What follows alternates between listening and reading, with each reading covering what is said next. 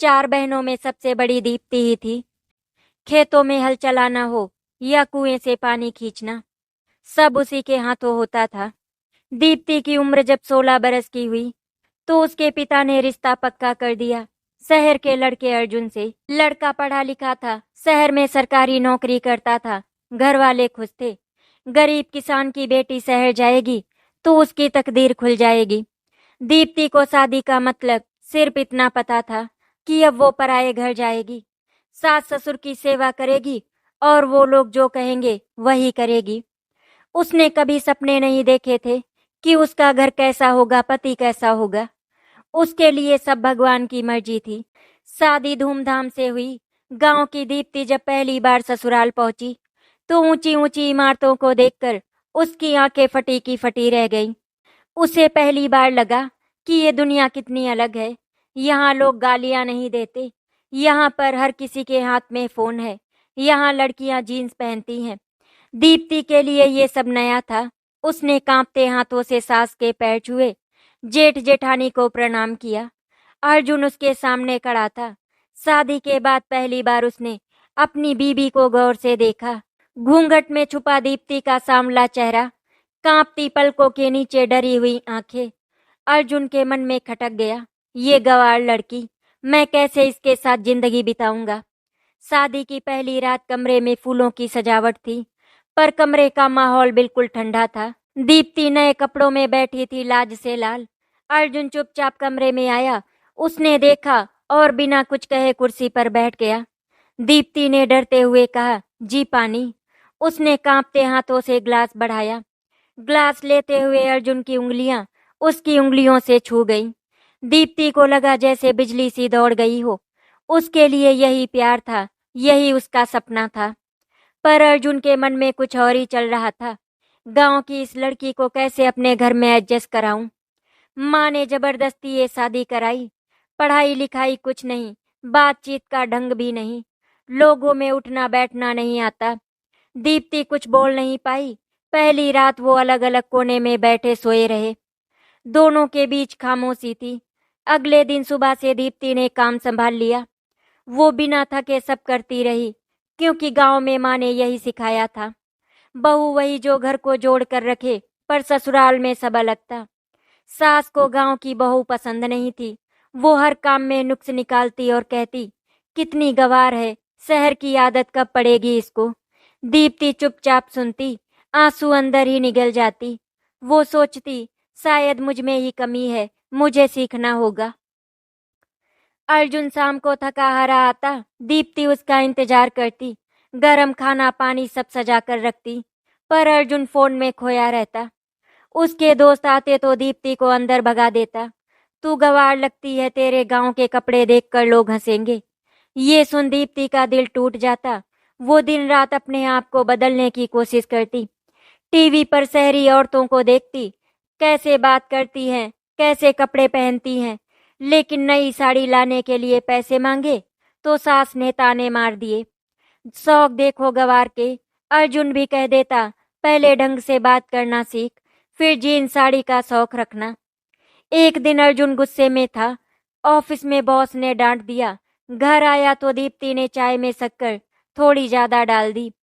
अर्जुन ने चाय का कप जमीन पर पटक दिया। तुझसे एक कप चाय नहीं बनती, गवार कही की। सब लोग मजाक उड़ाते हैं कि मैं गांव से बहू लाया हूँ।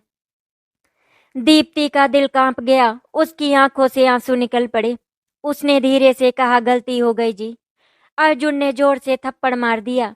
दीप्ति फर्श पर गिर गई।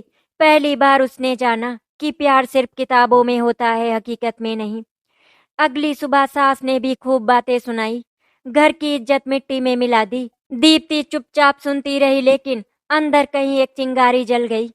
अगर मुझे इस घर में रहना है तो मुझे बदलना होगा, सब कुछ सीखना होगा। उसने टीवी पर हिंदी पढ़ना शुरू किया। अखबार के शब्द जोड़ जोड़ कर पढ़ती।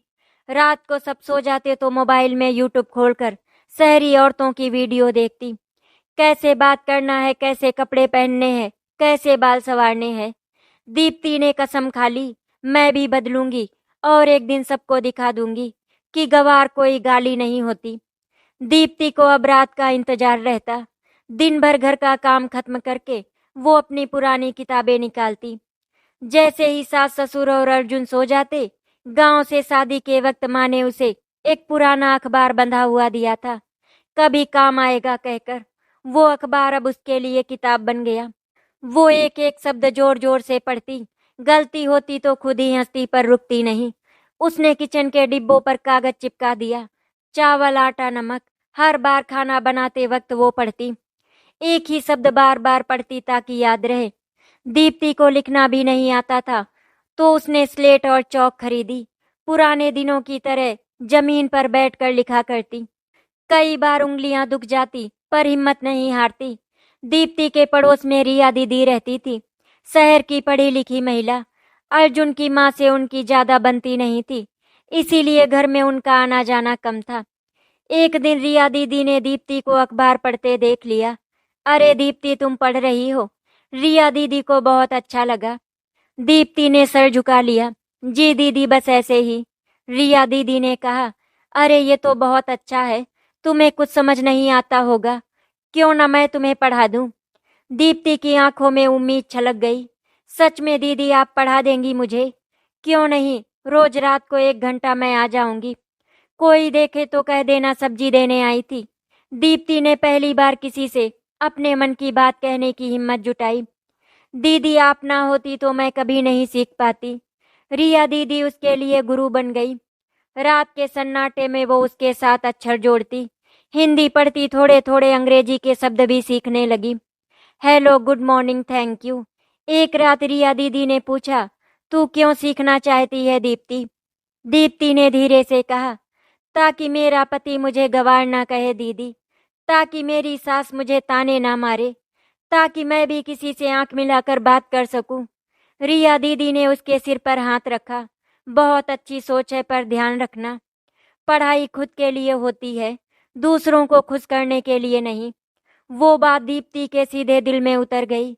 शायद सही कहती हैं दीदी, मुझे खुद के लिए सीखना होगा। दीप्ति ने कुछ पैसे बचाए थे, उसने सब्जी के लिए रखे। पैसे से थोड़ा थोड़ा बचाकर 100 रुपए जोड़े। एक दिन दीदी के साथ जाकर उसने एक सिंपल सलवार सूट खरीदा, शहर की औरतों जैसा। पर जब सास ने देखा तो आग बबूला हो गई। कौन है जो तुझे बदल रहा है? गांव की बहू को शहरन बनाकर रख दोगी? हमारे खानदान की इज्जत मिट्टी में मिल जाएगी। अर्जुन ने भी ताना मारा, तेरी औकात नहीं बदलने की, ये सब नाटक मत कर, गांव की जैसी थी वैसी ही रहे। दीप्ति की आंखों में पानी आ गया, पर उसने सूट अलमारी में रख दिया।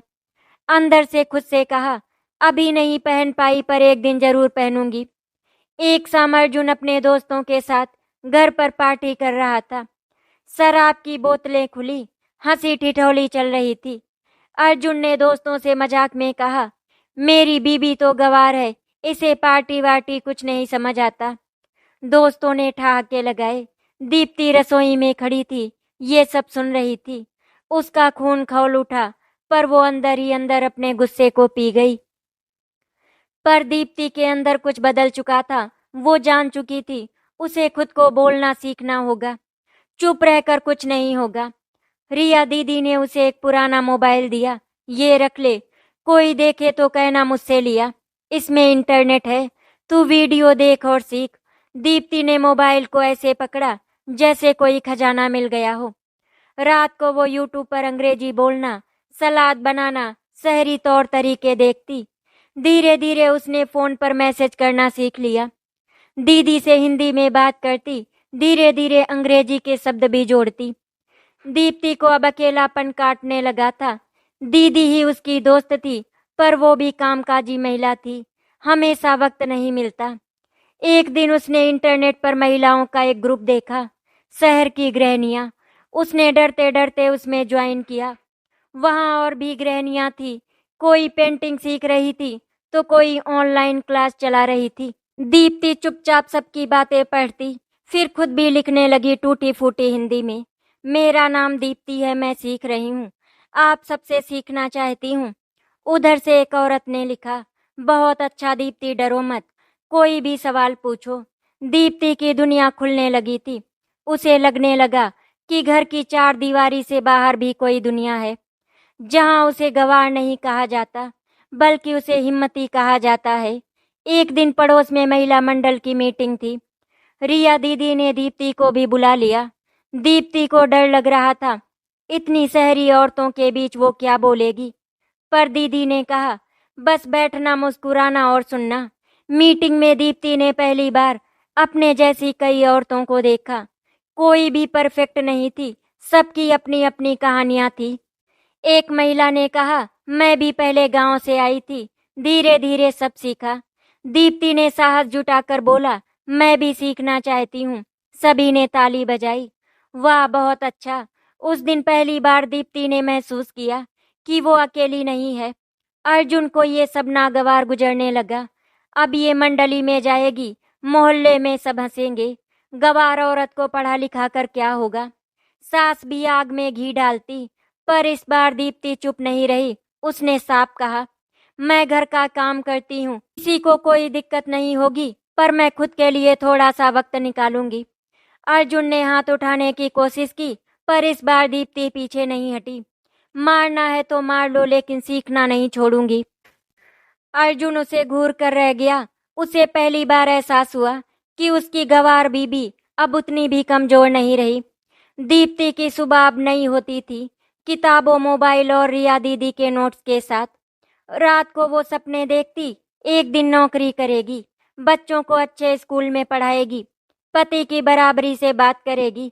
अब वो खुद से कहती, मैं गवार नहीं हूँ, मैं सिर्फ कच्ची हूँ, और कच्चा घड़ा भी पकाया जा सकता है। एक रविवार की सुबह रिया दीदी ने दीप्ति से कहा, दीप्ति चलो, आज तुम्हें एक किताब की दुकान दिखाती हूँ, वहां से तुम्हारे लिए आसान हिंदी की किताब लेंगे। दीप्ति का दिल धक धक करने लगा। दीदी, सासू माँ मानेंगी नहीं, उनसे कह देना सब्जी लेने जा रही हूँ, कौन देखेगा। रिया दीदी मुस्कुरा दी और दीप्ति का हाथ पकड़कर बाहर ले आई। पहली बार दीप्ति ने शहर की सड़क पैदल देखी। उसे डर लग रहा था, पर दीदी का हाथ पकड़े वो धीरे धीरे चल रही थी। उसे अच्छा लग रहा था कि उसे कोई गवार नहीं कह रहा। लोग बस अपने काम में लगे थे। किताबों की दुकान में घुसते ही दीप्ति की आंखें फैल गईं। इतने सारे रंगीन कवर, नए नए टाइटल। दीदी ने एक एक किताब निकाली। बच्चों की किताबों से शुरुआत की, आओ हिंदी सीखें। छोटे छोटे चित्र, बड़े अक्षर।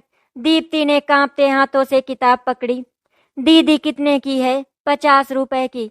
दीप्ति ने अपनी बचत के नोट निकाले। सब्जी के लिए रखे थे, मैं खुद खरीदूंगी। दीदी ने उसके हाथ से पैसे लिए। ये किताब तुम्हारे हौसले के पैसे हैं। घर आकर उसने डरते डरते किताब छुपा दी। सास को पता चलता तो बवाल हो जाता। रात को दीदी ने कहा, अब रोज एक पेज पढ़ना और कॉपी में लिखना। दीप्ति ने पहली बार पेन पकड़ा। उसकी उंगलियां कांप रही थी। उसने धीरे धीरे लिखा, मेरा नाम दीप्ति है। अक्षर टेढ़े मेढ़े थे, पर दिल में खुशी थी। उसने अपने नाम को पहली बार अपने हाथ से लिखा था। एक शाम अर्जुन घर आया। उसके दोस्त साथ में थे। उसने दोस्तों से कहा, अरे देखो, मेरी बीबी हिंदी सीख रही है, गवार कहीं की। दोस्तों ने हंसी उड़ाई। भाई संभाल के, कहीं ये पढ़ लिख कर तुम पर हुकूमत ना करने लगे। अर्जुन को मजाक में भी ये बात चुभ गई। उसने उसी वक्त किताब उठाकर फाड़ दी। अब नहीं पढ़ेगी तू, समझी। दीप्ति की आंखों में आंसू थे। उसने टूटी किताब के पन्ने समेटकर तकिए के नीचे रख लिए। दीदी ने अगले दिन उसे नई किताब ला दी। पन्ने फाड़ सकते हैं, हौसला नहीं। एक दिन मोहल्ले में एक पोस्टर लगा, महिलाओं के लिए फ्री सिलाई क्लास। रिया दीदी ने कहा, ये अच्छा मौका है, तू सास से कह देना, कपड़े सिलना सीखूंगी तो घर का खर्च बचेगा। दीप्ति ने डरते डरते बात की। सास को पहले तो गुस्सा आया, पर जब उसने कहा पैसे बचेंगे तो सास मान गई। दीप्ति ने पहली बार घर से बाहर अकेले जाने की हिम्मत की। वो सिलाई सेंटर गई। वहां और भी औरतें थी। कोई घरेलू झगड़े से परेशान थी तो कोई गरीब थी, कोई ससुराल में बेइज्जत थी। सब सीख रही थी। दीप्ति को लगा, मैं अकेली नहीं हूँ। सिलाई सीखते सीखते दीप्ति ने अपनी साड़ी में फॉल लगाना सीखा। दीदी ने कहा, मेरे घर की पुरानी साड़ियां भी फॉल लगा दे, मैं तुझे पैसे दूंगी। दीप्ति ने रात रात जागकर साड़ी में फॉल लगा दी। दीदी ने उसे 100 रुपए दिए। पहली बार उसके हाथ में अपनी कमाई के पैसे थे। उसने वो पैसे अपनी सास के हाथ में रखे। माँ जी आपके काम आएंगे। सास ने पैसे लेकर ताना मारा, 200 में कौन सा घर चलता है, पढ़ लिख कर क्या करेगी। पर दीप्ति के दिल में कुछ और ही चल रहा था। आज 200 हैं, कल 2000 भी होंगे। अर्जुन अब और चिढ़ने लगा था। उसे लग रहा था कि ये गंवार लड़की अब उसके हाथ से निकल रही है। एक दिन उसने ताना मारा, तू दूसरों से सीखती फिरती है, घर के काम पर ध्यान नहीं। दीप्ति ने धीमे से कहा, मैं सब कर रही हूँ, अगर कुछ कमी है तो बता दीजिए। पहली बार अर्जुन के पास कोई जवाब नहीं था। वो सिर बड़बड़ा कर कमरे से निकल गया। फिर एक दिन अर्जुन ने कहा, अब तू बाजार में कपड़े बेचेगी, मेरे खानदान का नाम डुबा देगी गवार कहीं की। पर इस बार दीप्ति ने आंख में आंख डालकर कहा, मैंने कोई चोरी नहीं की, मैंने मेहनत से कमाया है। आप लोग इज्जत की बात करते हैं, पर क्या एक औरत का खुद के पैरों पर खड़ा होना बेइज्जती है। घर में सन्नाटा छा गया। अर्जुन गुस्से से बाहर निकल गया। सास बड़बड़ाती रही, पर दीप्ति को परवाह नहीं थी। उस रात दीप्ति ने वो नया सलवार सूट अलमारी से निकाला, जिसे उसने महीनों पहले छुपा कर रखा था। उसने डरते डरते पहना, आईने में खुद को पहली बार गौर से देखा। उस गंवार बीबी में अब एक चमक थी। कांपती हुई लड़की अब अपनी आंखों में हौसला देख पा रही थी। उसने खुद से कहा, मैं गंवार हूँ, पर अब कमजोर नहीं, और ये सिर्फ शुरुआत है। सिलाई सेंटर में अब दीप्ति को सब जानने लगे थे। वो सबसे छोटी थी क्लास में, मगर सबसे मेहनती भी। धीरे धीरे उसकी सिलाई सुधरने लगी।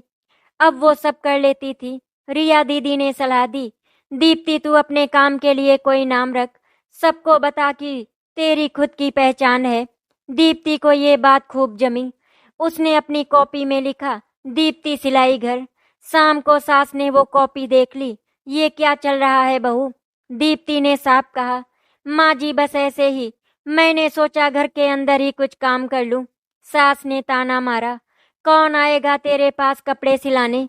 दीप्ति ने हिम्मत से कहा, एक दिन सब आएंगे माँ जी।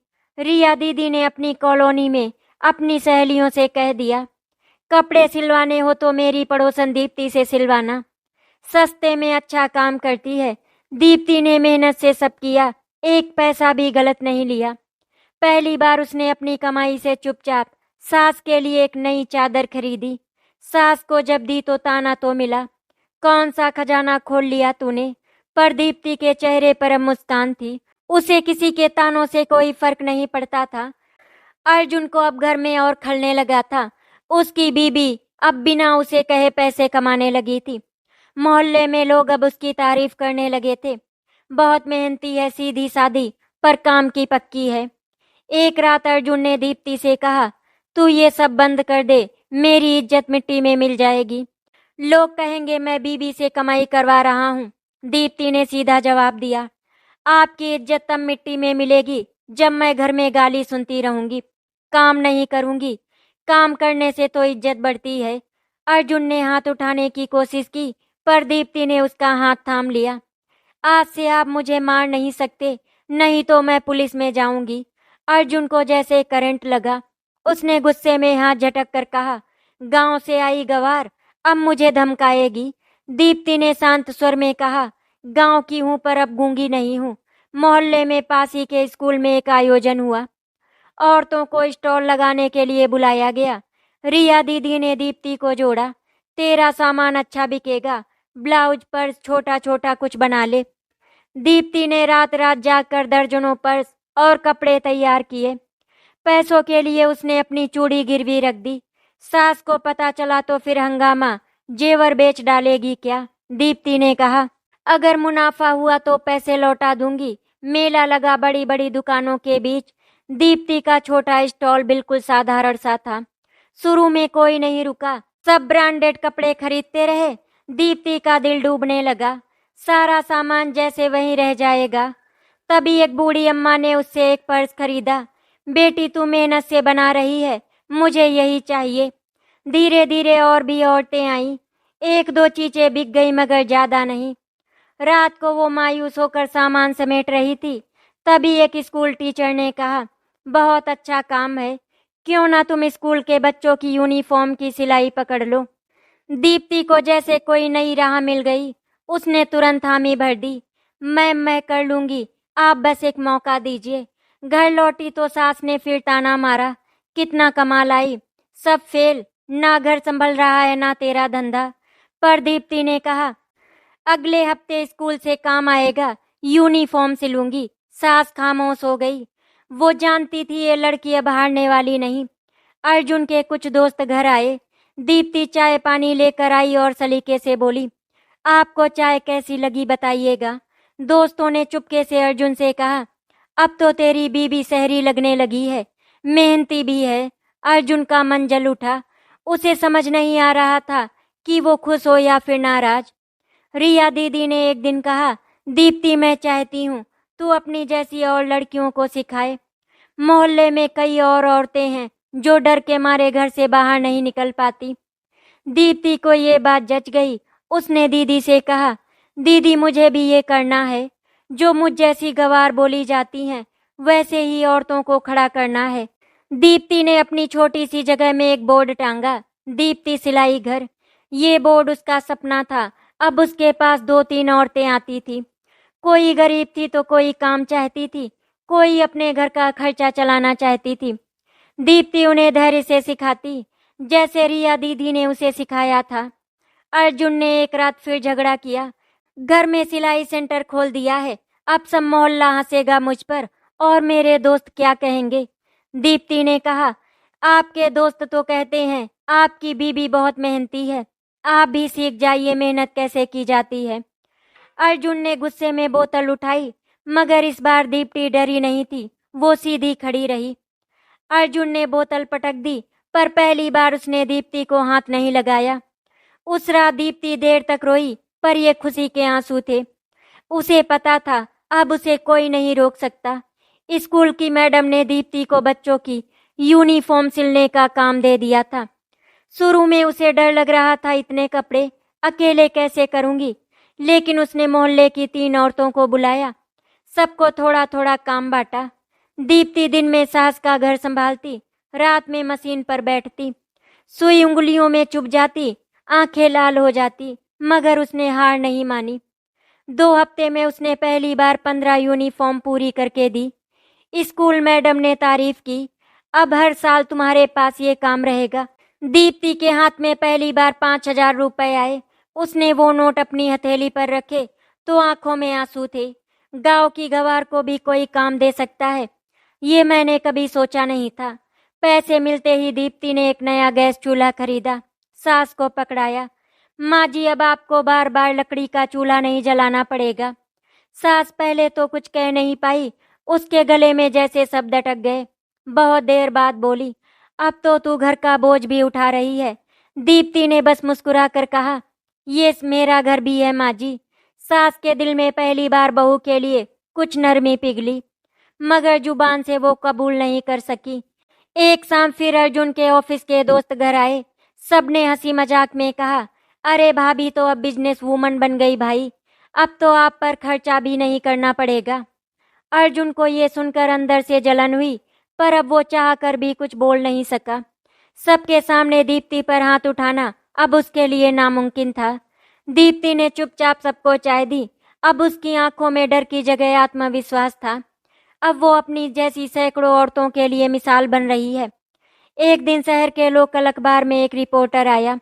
उसने दीप्ति से पूछा, तुमने कैसे शुरू किया? दीप्ति ने कांपते हुए कहा, मैं गंवार थी, सब कहते थे कुछ नहीं कर पाऊंगी, पर मैंने हार नहीं मानी। अगले दिन अखबार में उसकी फोटो छपी। गांव की बहू ने शहर में खड़ा किया अपना सिलाई घर। सास ने अखबार देखा, चुपचाप दीवार पर चिपका दिया। अर्जुन ने अखबार फाड़ने की कोशिश की, पर सास ने पहली बार रोक दिया। अब छोड़ दे, सबके सामने बहू की इज्जत है। दीप्ति अब सोचने लगी थी, आज मैं थोड़ा बहुत कमाती हूँ, कल मेरे बच्चे भी होंगे, मैं उन्हें गंवार नहीं रहने दूंगी।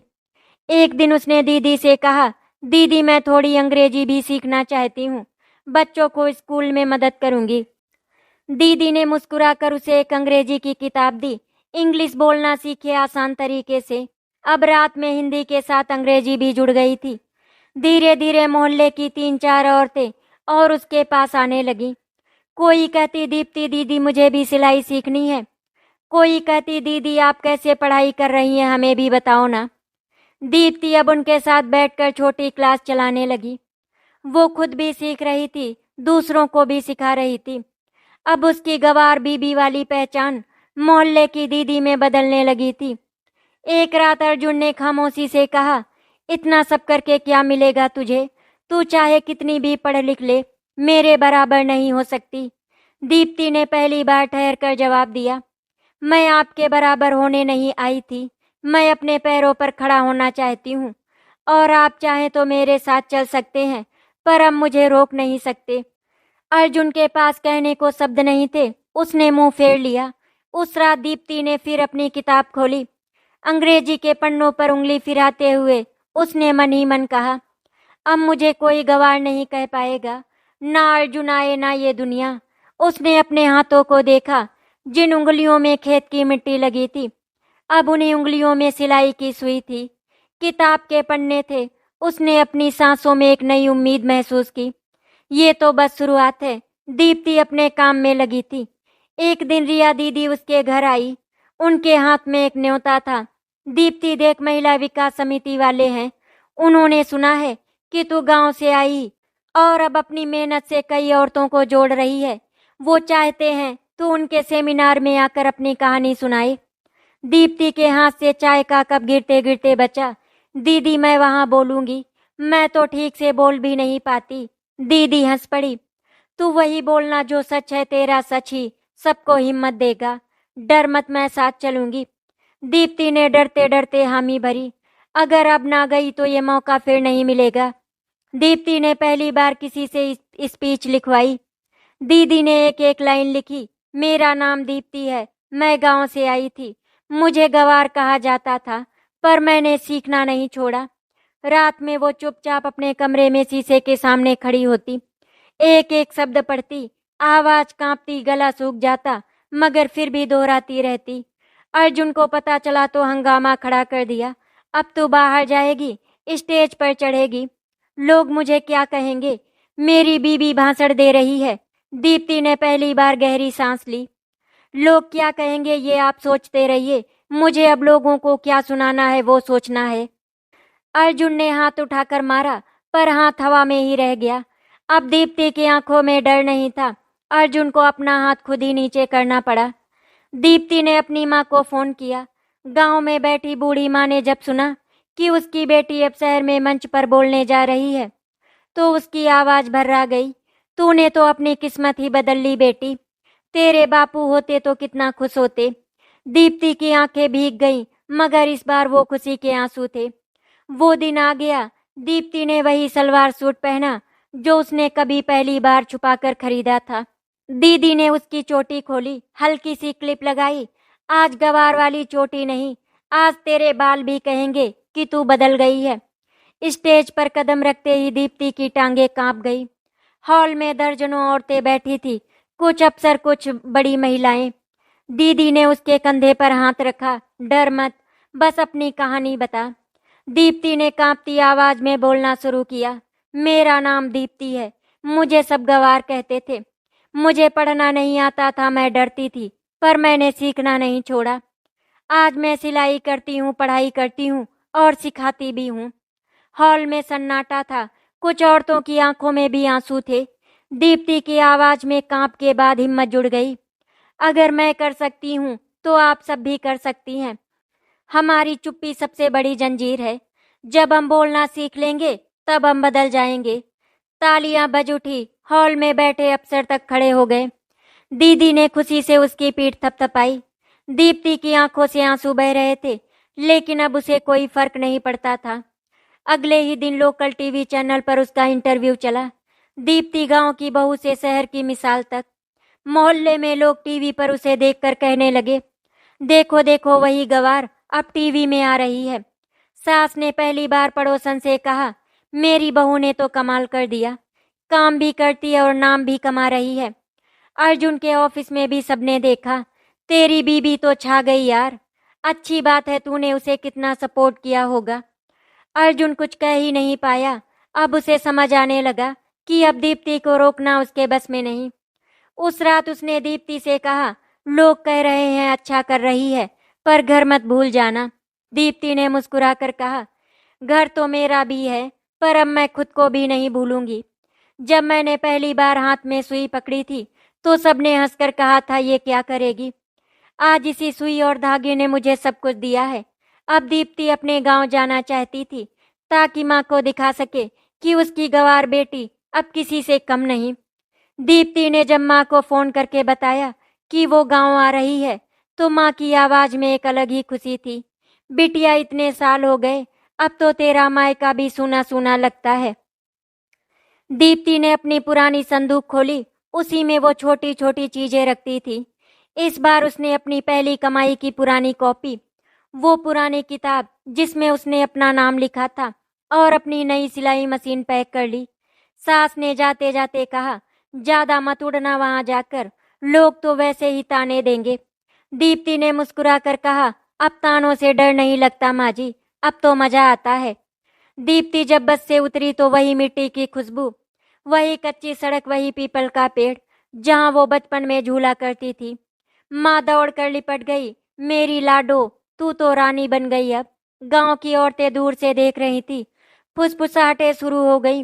देखो, शहर से लौट आई, टीवी में भी आई थी। हाँ, कई मर्दों ने हंसकर कहा, अब गांव की औरतों को भी बिगाड़ेगी, सबको पढ़ा लिखा देगी क्या।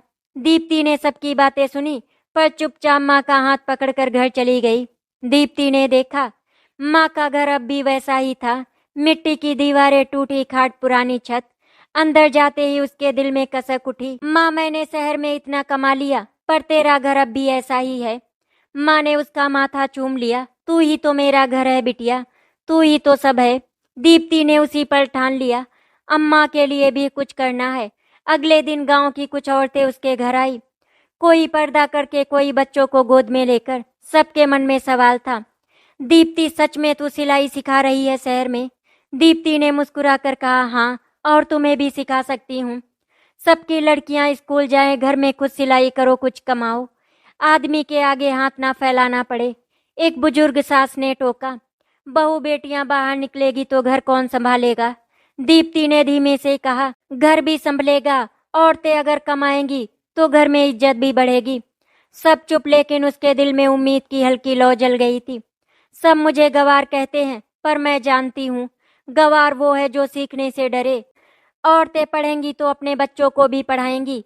कुछ औरतों की आंखों में चमक थी। माँ ने रात को कहा, लाडो, तू शहर में बहुत कुछ कराई, पर ये गांव अभी तक वैसा ही है।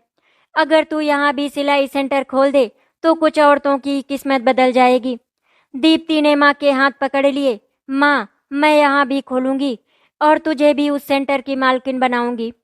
माँ हंसते हंसते रो पड़ी, गांव की गवार बहू अब गांव की औरतों को उबार देगी। दीप्ति ने अपनी कमाई से एक छोटा सा कमरा बनवाना शुरू किया। माँ की झोपड़ी के पास ही गांव की दो लड़कियां रोज आकर मिट्टी उठाती, ईंट सजाती। वो सब मिलकर छोटी सी जगह तैयार कर रही थी जहां मशीन रखी जाएगी। गांव के कुछ मर्द चुपचाप दूर से देखते, कोई ताना मारता, 2 दिन बाद सब बंद हो जाएगा।